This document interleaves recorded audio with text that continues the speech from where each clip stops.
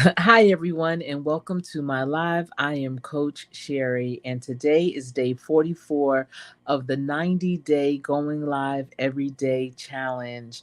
And it is my pleasure to be here with you this evening. And again, I'm going to start using these lives, especially my faceless lives, as part of my podcast. I do have a Real Talk with Coach Sherry podcast, and that is a tab that's also available here on YouTube. And you can just see where you can find my content on my channel, where I have the shorts, videos, lives, as well as podcasts. And so I'm going to put this in that playlist as part of the podcast system or series. But again, today is day 44, and I'm feeling really good. There's so much that I wanted to share with you this evening. And it might be morning, afternoon where you are, but it's evening where I am. But wherever you are, whenever you're listening to this, welcome in. Thank you for being here in the live as well as the replay. If you don't mind, as you coming in, just hit the thumbs up. And especially if you're enjoying the content that I've been sharing thus far, I do a lot of research when I come on, whether it's just to talk, just to chit chat, or just to share some information. I'm always trying to be very intentional with the information that I bring you. This channel is about workforce development, career readiness, entrepreneurship, real issues, real life, real talk. And if that's something that interests you, if you're looking to develop yourself personally and or professionally, this is definitely the channel. And I invite you to hit the subscribe button and join the team. So I had so much great news today, and I don't want to get into the specifics of it, but just know that, you know, patience is a virtue, and that is so true. When you wait and are patiently waiting, and I'm not saying waiting and standing still, and of course, we know the scripture, be still and know. And that is absolutely true. You know, you can be still within your spirit, not allowing yourself to be here, there, and everywhere and frazzled. And that's the part of being still and knowing who God is and that He got your back. But patience, being patient as you are on your journey and knowing that your time will come, believing in your time will come, and it will sooner than you ever expected. You know, it won't happen on that day, but it will happen on a day. And if you are patient and just know that you are worthy, that you are doing the right things, that, you know, you're not out here to harm anyone, you do what you do with integrity, and each day you're trying to do your best, then you have to know that what you are wanting will come. But you have to be patient. And some people, initially, they pretend like they're patient, they seem like they're patient, but then all of a sudden they become impatient and they want to know, when is it my turn? When am I going to get the elevation? When am I going to get the promotion? When will I have the success? And when you start asking those questions, that means you're starting to doubt His word, that you're starting to doubt His promise to you. We all have a promise, and we have to be obedient. We have to understand our assignment, and we have to be diligent and work within our realm of things and not try to rush through, not try to get to the end. And so I wanted to have this talk that we're having this evening, or this day, about overcoming limited beliefs. Sometimes people get limited beliefs because of what others have always told them. And you have to be really mindful of the people that are putting those limited beliefs into your mind, into your spirit, because really what they're doing is they're mirroring how they truly feel onto you. You know, they're making their feelings of limited beliefs the reflection, and putting it upon you. And you have to be strong enough and understand your assignment well enough to not allow them to, you know, to bombard your thoughts and your actions with their own limited beliefs of telling you what you can't do. So I do want to share some information. I want to be again intentional with this because I think is really important. And I encourage you, if you don't already have something to write down, to get your pen and paper, to jot down a few notes, or you can just pause or rewind, listen to the video again. Be sure to share it with anyone in your circle that you think may also need to hear more about overcoming limited beliefs. So, there are just many different common types of limited beliefs. And some of them include fear based beliefs like, I'm not good enough, I'll never succeed, or I don't deserve happiness. And these stem from insecurity and self doubt. And that goes into, things that you have been told, things that you have been taught, experiences that you may have had, and you allowed yourself to just fall into whatever those were and not really trusting the process and, being patient and waiting on God to come through because He has His promise for you and He's going to come through. And beliefs about inability or lack of skills, such as I can't do math, I'm not a creative person, or I'm terrible at public speaking. And these types of beliefs, they undermine confidence in your own abilities. There's a lot of people when it comes to especially public speaking, and they're like, I can't speak in front of people. I get so nervous. And I talked about nerves before, especially when it comes to interviews. We all get nervous. That's a natural thing, but it's nothing to be afraid of. And again, if you know that you're so nervous, the best thing you can do is to practice, to be prepared. So when you do have to go up on a stage or speak in front of a group of people, you are prepared because you were even brought into that circle to do that type of thing. People know that you are capable, and so you have to just really prepare and don't take it for granted that you could just walk in and just talk off the top of your dome. There are two types of nervousness. There's the type of nervousness when you're not prepared and you get really scared and you're uncertain and there's things that you wish you would have done better. And then there's that nervousness of excitement. You're excited to share what you're going to do. And those nerves, they really help you propel, and your true self, your authentic self, typically will come out when you have that excited type of nerves. And when you say I can't do math, I know I've heard parents say this in the past. I'm not good at math, and I know he's not going to be good at math either. And that's putting a limiting belief on your child. So if there's something that you feel is not one of your strengths, don't think that that's part of the DNA package, that because you're not good at it or don't prefer it, that your child is going to be the same. That's not the case. It's just like a career assessment. When I do career assessments with people, and there's a lot of questions in the assessment, and there's a lot of things that maybe they've done, or they may know people that have done those things. And I always, in the very beginning, one of the things I tell them is don't base your response off of what someone that you know has done. If any of these questions or statements is something that you're familiar with because a person that is a friend or a family is doing it or has done it, but they may have liked it or not. Don't base your response to that statement off of their experience. Because oftentimes, this is almost like a vacation. Someone can go on a vacation and, you want to hear about the vacation and you do want to get their you want to get their recommendation. Should I go there? What do you think? And it depends. Maybe they don't like to do the same things that you do, but they didn't have a good experience, so they're going to tell you, no, I wouldn't go there, don't go there, it's not a good place. But you may like it.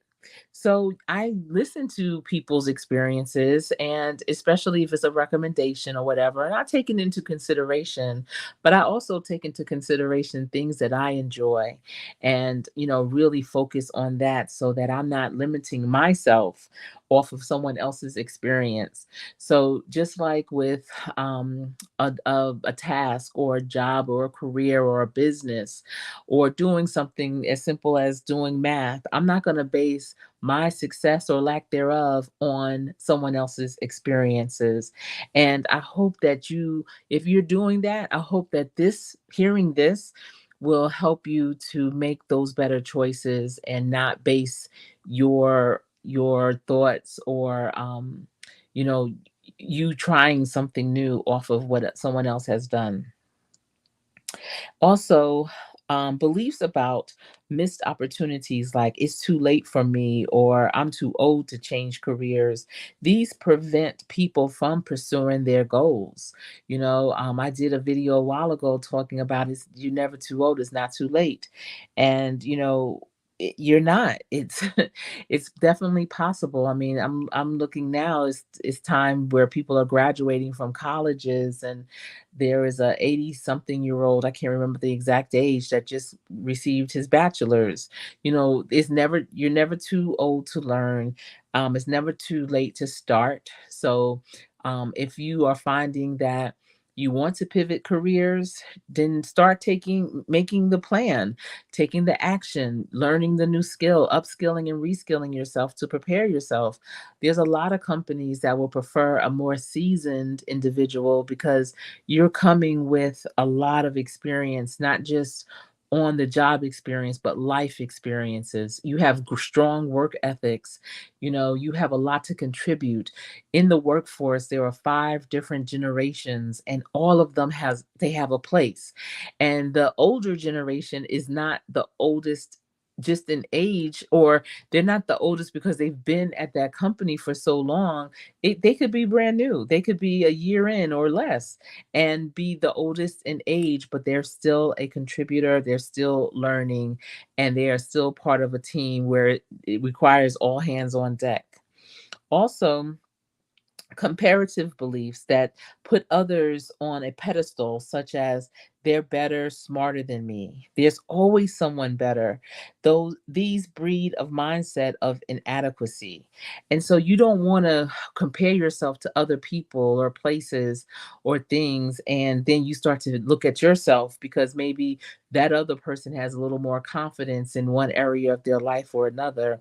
And you don't want to look down on yourself because of that. No, I always look at it like this. Some people feel intimidated when they talk to doctors or lawyers or people who are professionally credentialed and have a higher level in terms of their professional career. But I look at a doctor as just someone who knows medicine better than me, someone who does science better than me. But there's things that I do that are better than what they can do. It's not about being intimidated because of their strengths. It's understanding your own strengths and also saying, well, I have this area that I'm great at. And it's not even about that comparison. It's just really owning and honoring who you are as well, and that you are a strong contributor, and we all have our strengths. But your strengths does not make me weaker, and my strengths do not make you weaker either. And also, beliefs imposed by others, such as my parents said I'm shy, or I was always told I don't have enough experience. Outside voices can ingrain limiting notions. And, those outside voices are the naysayers that may be in your circle. And those outside voices start to turn into inside voice because their voices start to echo inside your head, and that becomes your self talk. And when you say something like, I was told, or, oh, they said I would never be able to do this, that's you talking to yourself. So don't listen to those naysayers that tell you what you can't do, because really, look at what they're doing. And 9 times out of 10, they're telling you what they can't do. So don't ever take that with a grain, take that with a grain of salt. Don't take that as it's the word and that's what you're standing on. And so because of that, you're not going to even try. Some people don't even try things because of what naysayers have ingrained in them. Oh, they told me I'm shy, so I need to just sit there. No, you just may have been quiet. And there's a difference. Not everyone is loud and boisterous. That doesn't make you a bad person. That doesn't mean that you're not a leader. And so it's just understanding again who you are. because beliefs are rooted in fear of failure. Now, I always say it's a fear of success because sometimes, you haven't seen what success would look like. You haven't been up close to it. You don't know anyone in your circle that has obtained that level of success. So you don't know what would you do if you got it. What would that look like for you? And so you might have that fear of success and rejection. Again, too, that fear of failure, because then it's like back to the drawing board, but also of the unknown can severely restrict your potential and growth mindset. So overcoming these self-limiting beliefs is key to achieving your goal and to live more authentically. If you are allowing your actions, the things that you believe in, if you're allowing how other people are living their lives, then that to impact you and determine what you will or will not do, then you're not truly living authentically. You're living vicariously through others who are not even doing anything that is going to help move you forward.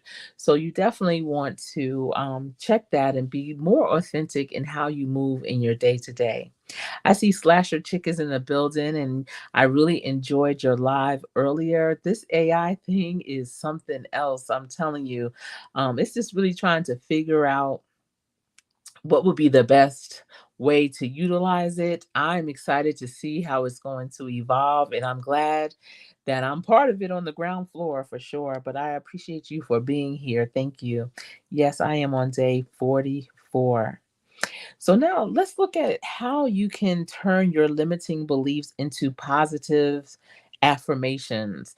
Affirmations are so powerful. And in my strategic goal setting workbook that I created, that is one of the first things that I tell people to do is to develop affirmative statements of their three main goals that they will focus on for each quarter of the year. Say it as if it is. Don't say what you want, oh, I hope, or I'll try. No, say it as if it is. So turning limited beliefs into positive affirmations, it's really a powerful way to rewire your mindset and overcome self-imposed limitations. When we have our limits, we always want to blame someone else. And yes, people, they do have a part in it, because they were the outsiders. They're the outside voice telling you what you can't do. But you have to definitely understand that these limitations you're putting on yourself, you're allowing those people to have more power over you. A lot of times when I talk to workforce development participants, and workplace readiness is a big thing, workplace ethics is a huge thing, and it's about your beliefs and what you're used to people saying about what you can't do. And when it shows up, especially in a workplace or in a business,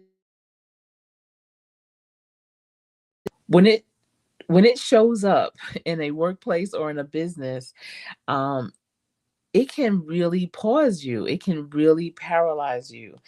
But you're doing that to yourself. You're giving that person or that situation a lot of power over how you move. And we always have to remember we cannot control what other people say, do, or think. We can only control our actions, our words, and what we think. So if you need to do something different, the opposite, then that's going to be really important to overcome your limited beliefs. So you need to identify your limiting beliefs. Become aware of the negative self talk and doubts holding you back. Things like, I'm not good enough or I'll never succeed, and write them down for clarity. Sometimes, because these can be such habits, you don't even realize that you're saying them. You don't realize that this is what's going on in your head. And the thing about your inside voice, no one can see it, and that's why a person that's smiling, what they say, they smile in your face. Well, that's that song Backstabber, but I'm talking about backstabbing. But heck, you could backstab yourself, smiling out loud and, visually, but in your head, it's all these negative talks. And you need to allow your inside to look like what you're trying to portray on your outside. So write down those limiting beliefs that you have, get them out, flush them out of your system, put them out in the laundry, and see what's going on with that. And then reframe those beliefs. For each limiting belief, I want you to craft a positive affirmation that directly contradicts it. So instead of saying, I can't do this, say, I am capable and will learn from this experience. Let those limited beliefs go away. Replace them and say this over and over to yourself. It's not one and done. Sometimes when people write something down, they think because they wrote it down, they thought about it, they wrote it and read it, that they're good. No, you have to continuously read this to yourself. Use present tense. Phrase affirmations in the present tense as if you already possess the desired quality or have achieved the goal. So, for instance, you can say, I am confident in my abilities rather than I will be confident. And so that's the thing, even with the strategic goal setting, it's I am, you're saying it in an affirmative as if it is what you do. Whatever the change that you want to make, you state it as if that's who you are. That's how you move. That's just what I do. And trust me, you could think probably of a lot of things that you do very well. And when you think about it, or if you're asked about it, you confidently can say it. Oh, yes, that's what I do. Oh, I develop websites. Yes, I develop websites for small to mid-sized businesses. I do that very well, effectively. I'm good at branding. I mean, you with all those things you can say, but what about who you are, and how you move forward? And it's not about being conceited. So many times, if a person has confidence in who they truly are, it makes people uncomfortable. And if a lot of people in your circle are uncomfortable by your confidence because you know whose you are, you have understood your assignment and you are living in your assignment, you understand the purpose and you are here for it. God's promise has been revealed to you and you are living in it. If people are uncomfortable with that part of who you are, then maybe they shouldn't be in your circle, and they need to really check themselves and understand what their limited beliefs are and overcome them. All right. So you also want to keep it realistic. Affirmations should feel believable and achievable, not far fetched fantasies. This is not Disney World. And like, I am making progress towards my goals is more effective than I am a millionaire. Again, that goes to people that go from 0 to 100. They get to the starting line, they look around, and they may be surrounded by millionaires. So the next day, they expect to be a millionaire too. Or they may be surrounded by successful people in their careers, and oh, they're just starting out. They just got this new job. It's a great salary, and so they expect to be the manager. What? No, you have to develop the skills required to do that next level, to level up. And it takes time. And you're not going to get it until you are completely ready. And so, those goals of I am making progress towards my goals is definitely something that sounds more reasonable, obtainable, realistic than I am a millionaire as your affirmation. I get it. You want to be that. You can do a vision board and have $1 million bill on there if there is one. But, be realistic with it, because that's where the fantasy world comes in. And then you realize, wow, I never really got to that because you didn't have those milestone goals along the way. And then repeat regularly. Positive affirmations, they really work best when you repeat them consistently, either out loud or in your mind, and incorporate them into your daily routine. Like when you are doing your morning rituals or while looking in the mirror. I remember one basketball season, my daughter's high school, they were undefeated and they were going into the state championships. And on the mirror, my daughters, they shared a bathroom at the time, and on their mirror, I had put sticky notes. I had done that throughout the season, but I had put post-it notes rather with affirmations. I am great. I'm a team player. I make all of my foul shots. I do my layups well. I can see the court. Even if I'm not in the game, I'm still supporting my team. Like, just different things so that they can always see it when they woke up in the morning. On my phone, my screensaver is my vision board. So when I see it, I know that, that's part of my affirmation of who I am and where I want to be. Writing it down periodically, even throughout the day in your notebook, just, one or two sentences. That's why in the workbook that I created for strategic goal setting, for each quarter, I allowed different pages for notes, because you may see a quote, you may see a scripture, you may hear something that you want to pull into and really focus on to help you get through that moment and to be more positive and overcome those limiting beliefs for that moment. And so Slasher Chick is saying, she likes to say it takes at least 7 years to become an overnight success. And seven is the number of completion. So yes, and if you start something and within 7 years, you're going to start seeing it, it's going to start being ingrained. You're right. I like that. Overnight success. Yeah. Because and some people might be like, but wait, that's not overnight. Yeah, it really is. Mm-hmm. ABC always be I like that. Always be coaching, huh? Did you just make that up? I see Charlene Hills in the building too. Thank you for being here and congratulations on your monetization. Congratulations. Absolutely. So yeah, just coaching on and off the court, Slasher Chick, on and off the court. So just, whatever your affirmations are, definitely put them where you can see them. If you are at your computer all day, get a sticky note and post it on the bottom of your screen. If you have post-it notes that you use virtually, put them up there. And so when you switch in screens, you can definitely see them, because you need to remind yourself. And that's the thing. Life happens throughout the day, and sometimes you can forget, or you get so busy until you just don't have time to think. But you should always have time to think of things that's going to positively feed your soul and spirit. Yes, I was. Yes, I was. Uh-huh. You are so welcome. You are welcome, Charlene Hill.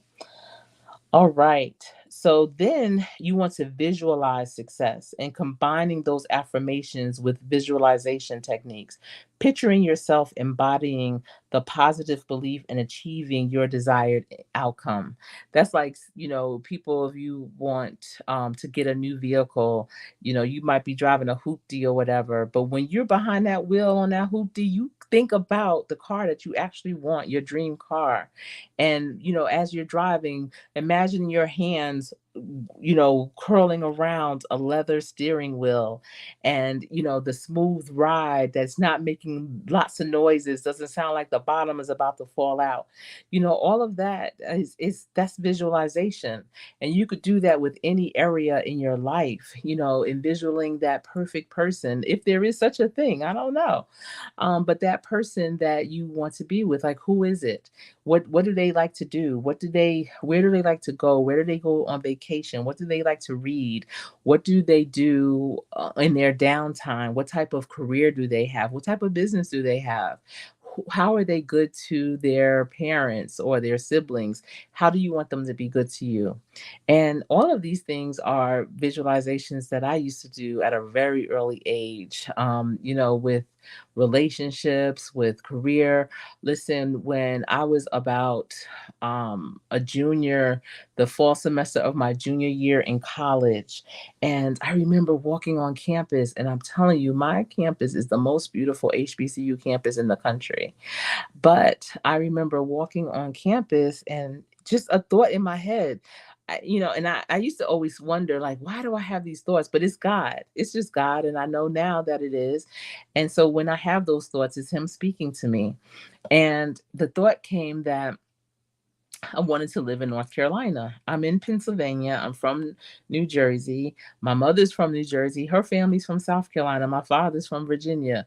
Okay, why North Carolina? And I had no idea why. And at that time, and this was around 1989, and it's just a thought that came. I didn't have friends in college that were from I have friends from North Carolina.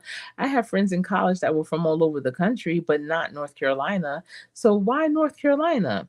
I had no idea. And I did not know what part of North Carolina. I just felt it in my spirit that one day I wanted to live in North Carolina.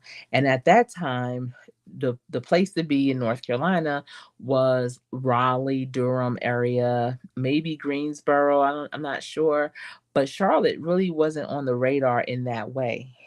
This was again 1989, and so I was just like, I would love to live in North Carolina. I never said it out loud to anyone. It was just a thought that I had, and it resonated with me, and I just kind of held it to myself, almost like my secret. And then when I graduated college, I went back home to New Jersey and I landed a career in New York, and I loved it. I promise you, if you are young or have young people in your family or in your circle, encourage them to work in Manhattan, even if it's just for the summer. It is such an amazing experience. But I worked in Manhattan for 4 years, then got married and found myself living all over the country because of my husband's career, be it LA, St. Louis, New Orleans. And when we were leaving New Orleans, I remember it was a toss between going to Baltimore or Charlotte. And when I heard Charlotte come on the table, I was like, it just took me back to 1989. And I was like, "Oh my goodness, like I always wanted to live in North Carolina." But it was a tug because Maryland being in Baltimore would have put us closer to our family, and that would have been the closest we've ever been to our family since being married, because we've always been, the West Coast, Southwest, Midwest, and we hadn't been that close. And Maryland would have been perfect. I would have been close to my alma mater in Pennsylvania. My line sisters, a lot of them lived in Pennsylvania and Maryland. My sorors, my family in New Jersey, my husband's family in New York. Like it would have just brought us up closer. But that Charlotte was calling the name, and Charlotte came through the best. And that's where we ended up and have not looked back. Yes, we did live in Virginia for a few years when I was caring for my mother. And after she passed away, we were trying to debate, do we stay in Virginia? We had looked in Northern Virginia, but Charlotte kept calling our name, so we came back to North Carolina. But visualizing things that you want, understanding first of all what it is that you want is the thing, being very specific with it is really important. And that's another thing. I remember when we lived in New Orleans and we had a nice little ranch, it was cute. But we had created a lookbook of sorts. It was a really nice binder that I found in like a Hallmark store, and I brought clear sleeves, and we would always get the luxury home magazines. I forget what they were called, but we would always get the luxury home magazines. And my husband and I both periodically we would just leaf through those magazines and pull out pages of rooms. We had sections. I had tabbed that binder with bathroom, foyer, living room, dining room, library, master bedroom, master bath, like all different types of rooms, and also what's it called, decorative fixtures, crown molding, just all different things. And we had it all tabbed out, and we will pull out pictures and put them in that book. I had again the clear plastic coverings for each page, and we would write different things because it could be a picture, and it might be just one little thing in that picture, and we would circle it or write it out like, yeah, we want that, da da da. And when we came to Charlotte, we were looking at homes, and we only had like a weekend to find a house. And I remember the last house the realtor took us to, the minute we walked through the door, it just took both of our breath away, like wait a minute, this is from our book, you know? And at the time, we didn't know it was from our book. It's just that the house resonated so much with us. And it wasn't until later we realized it was from our lookbook. But, that's another thing. It's about being very intentional. And I even remember as we were furnishing the home and again pulling out pictures of different things, and one of the pictures from one of the rooms that we had already looked at in New Orleans, that was in that lookbook, there was this one table, and I hadn't even noticed the table until we started decorating the house, and I was like, wow, I really like that table. Don't ask me how, because again, this is way before Google and all of that research. But I found that table. I love leather wood, and it's a leather wood short, almost like a coffee table, but it works perfect in a library setting, and it has a big drawer. And I don't ask me how I was able to find it, but I was. And that's what God does. He'll put the right people in place that will help you find the things you really need. But you have to be specific. You have to know exactly what it is that you're looking for. Thank you. Thank you, Slasher Chick. Mhm. Yeah, visualizing anything that you want. It can be the outcome. Sometimes my kids may have work on a project of something, in their career, or my youngest who's getting ready to graduate, and she might be working on a big project or a pitch. She does a lot of marketing pitches, and it might be some challenges along the way. And I'll listen for a minute. I'll let them vent, like, okay, all right, that's what's happening. That's frustrating to you. You sound a little mad. Okay, I got you. But then I'll stop them at a certain point and I'll say, but what do you want the outcome to be? How do you want it to end? How do you want it to go? How do you want it to roll out? What are your expectations for it? Okay, well, let's focus on that then. You got all that. I understand there's the challenges, but what do you want it to be? And when they switch their mindset to what they want it to be, and then when I see them later or talk to them later, and I'll be like, well, how did that presentation go? Or how did your day go? They'll be like, you know what? It wasn't even half bad. It turned out really good. They loved it. Or, something like that is going to be the outcome. So, overcoming limiting beliefs is also overcoming those challenging situations that you let your limiting beliefs take you down that rabbit hole and have you have that self-doubt, that, discouragement, the mistrust, all those things that, will affect you and impact you and your performance. If you have to do some type of presentation or whatever, it'll affect that and impact it in a negative way, and you'll show up in what you have been limiting yourself to believe. But if you, raise up and elevate your beliefs and overcome what it looks like it's going to be, and you focus on what you want it to be, then the outcome 9 times out of 10, I promise, will be what you had wanted and visualized it to be. Yes. And I love what Slasher Chick is saying, that after she got the job, that she was cleaning out her office and found that she had printed the posting 2 years before from when her predecessor had been hired. And she filed it in her office. And that's the thing too, it could be your job, your career, your business, really focusing on that. I remember, when I was dating my husband, and he said, I want to own laundromats. I never heard anybody say that. I never knew that you even could own a laundromat. Like, what is that? And lo and behold, 2 laundromats later, you know what I'm saying? So it's like you can visualize things far in advance and, really, you may not make a big announcement about it. You may not share it with a lot of people. You may not even tell anyone. It'll just be in your spirit. You may cut it out and file it away like Slasher Chick did. And then when you get it and you're packing up to go to it, or you go for the signing of the business, or, whatever the case may be, you're like, wow, this is what I said. It could have been 10 years ago. I mean, when he said that, we were just dating, just starting to date. And it's kind of one of those things, well, what do you want to do when you retire? Oh, I want to have a laundromat. What? What is that? And it happened. So, yeah. Yes, a parking lot. And listen, I have a dear friend who is an ophthalmologist, if I'm saying that right. And she was the first Black female ophthalmologist in this area. And she purchased, we used to belong to a group called KIB, Knowledge is Power. And it was a finance group where we talked about business deals, real estate. We used to play we used to play Cash Flow, which is by Robert Kiyosaki. If none of y'all know about the game Cash Flow, what?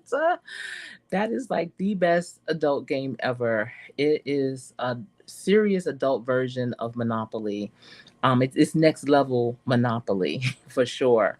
And that game is so amazing. I believe there's a digital version of it, but we had the board game of it because this is back in the day. And basically, when you play the game, you are someone. You you either are like a mechanic, a nurse, a doctor, lawyer, engineer, um, a truck driver, I mean, a teacher, any kind of position, any kind of profession you can think of.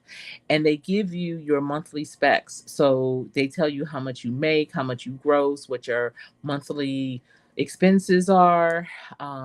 They tell you if you have any residual income coming in. They give you your assets and liability balance sheet. It's really, really good, and it gives you, things to think about. You get a certain amount of money, you get paid however you get paid, if it's every week, every 2 weeks, once a month. And there's a banker that's playing as well, and they're the ones that pay you, that pays out for you.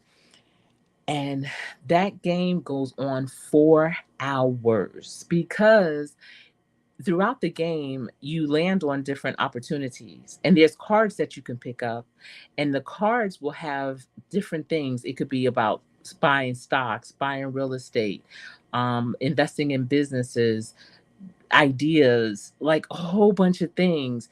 And if it's like real estate, it'll tell you, okay, this is a rental property. It already has tenants. The property rents for this amount of money. It needs this amount of work.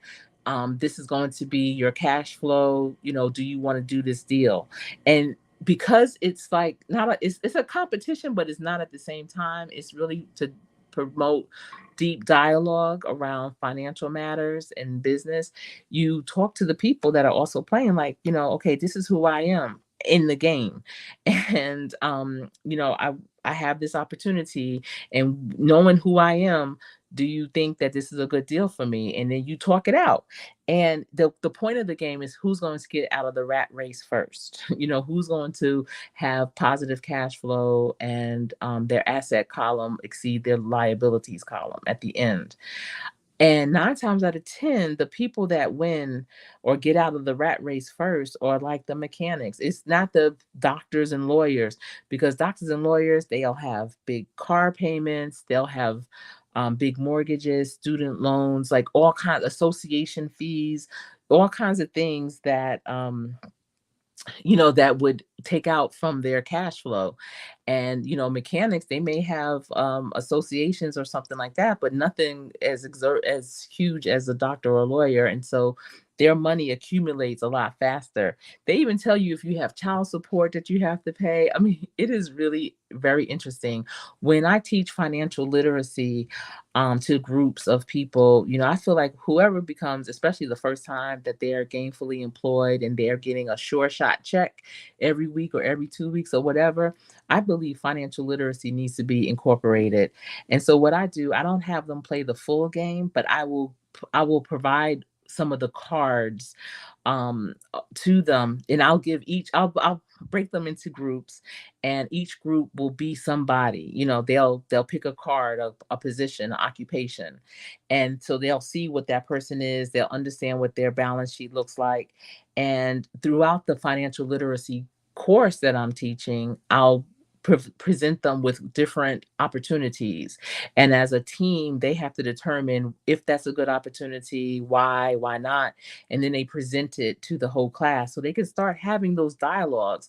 Financial literacy is also about conversation. It's about, understanding and being able to talk through different things, seeing if it's a good deal or not, and understanding why or why not.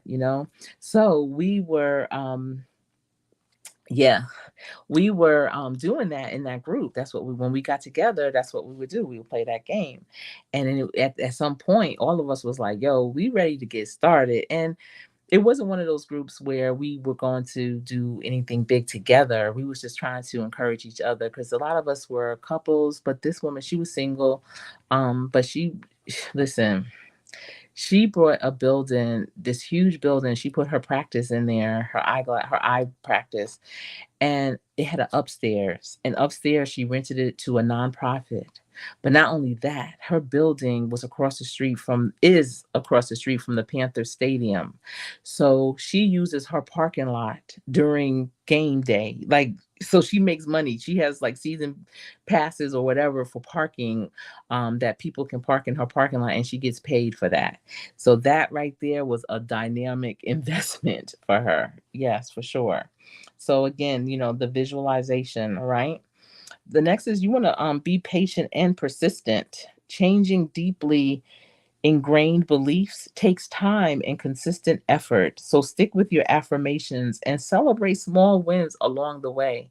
There might be some things that you're not even sure if this is going to work, but you are trying to make those changes. And when you keep telling yourself, I can do this is going to be easy breezy. Oh yeah, this is what I do.